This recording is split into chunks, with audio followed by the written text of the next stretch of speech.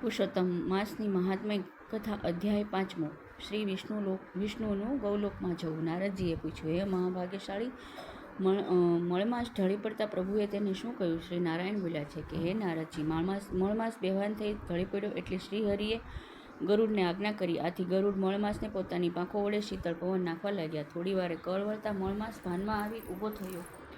તે ફરી કહેવા લાગ્યો છે કે, હે પ્રભુ, મારા ઉપર જે વિપત્તિ આવી પડી છે તેથી મને કંઈ ગમતું નથી. આવું કષ્ટદાયક અને ઉપહાસ ભરેલું જીવન જીવા કરતાં મને મૃત્યુ મળે તો હું મુક્તિ પામું, એમ કહી તે ધ્રુજવા લાગ્યો. તે વિલાપ કરવા લાગ્યો. શ્રી વિષ્ણુને મળમાસના મસ્તક પર હાથ મૂકીને તેને આશ્વાસન આપી શાંત કર્યા છે અને બોલ્યા, હે પુત્ર, ઉઠ, તારું કલ્યાણ થાવ. હે નિરીશ્વર, તારું દુઃખ દૂર કરવું મને પણ કઠિન લાગે છે, એમ કહી ક્ષણવાર પ્રભુએ તેના ઉપાયનો વિચાર કર્યો. પછી મધુસૂદન ભગવાન શ્રી બોલ્યા છે, હે પુત્ર, તું ગૌલોકમાં ચાલ. ત્યાં ગોપીઓના ટોળાની વચ્ચે પુરુષોત્તમ શ્રી કૃષ્ણ ભગવાન રહે છે. રત્નોના સિંહાસન પર બેસે છે. સ્વર્ગના આધાર છે, પરથી પણ પર છે. ચાલ, આપણે ત્યાં જઈએ, એ તારું દુઃખ જરૂરથી દૂર કરશે.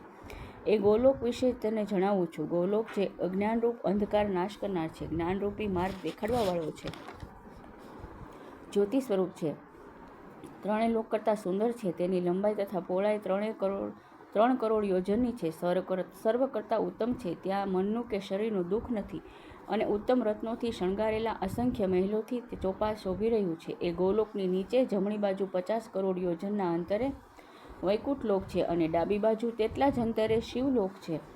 ત્યાં બધા વૈષ્ણવો વસે છે. એ બધા સુંદર પીળા વસ્ત્રો પહેરનારા છે. શંખ, ચક્ર, ગદા, કમળની શોભાવાળા 4 બાહુથી યુક્ત છે. ત્યાં બધી સ્ત્રીઓ સુંદર છે.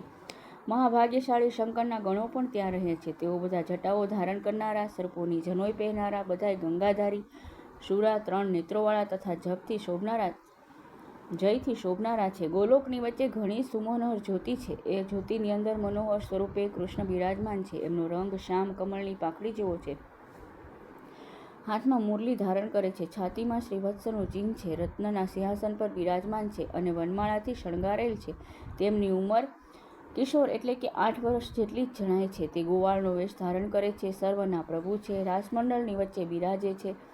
સર્વે મંગળોના પણ મંગળ છે. પરમાનંદથી પ્રકાશમાન છે. અવિનાશી તથા અવિકારી છે. નિર્ગુણ તથા નિત્ય સ્વરૂપ છે. આદ્ય પુરુષ છે. શાંતિપરાયણ અને શાંત એવા તે શ્રીકૃષ્ણનું શાંત વૈષ્ણવો ધ્યાન કરે છે. આમ સર્વોત્કૃષ્ટ સ્વરૂપ ધારણ કરતા એ જ એક પાત્ર પુરુષોત્તમ ભગવાન છે. પછી શ્રી વિષ્ણુ ભગવાન એ મળમાસનો હાથ પકડી પોતાના વાહન ગરુડ ઉપર સવાર થઈ ગોલોકમાં લઈ ગયા છે, કે જે રજોગુણ રહિત ભક્તોથી વ્યાપ્ત તથા સર્વશ્રેષ્ઠ છે. શ્રી બૃહદિનારાયણ પુરાણ પુરુષોત્તમ મહાત્મ્યનો શ્રી વિષ્ણુનું ગોલોકમાં જવું નામનો 5મો અધ્યાય સંપૂર્ણ. કૃષ્ણ કનૈયા લાલ કી જય. પુરુષોત્તમ ભગવાનની જય.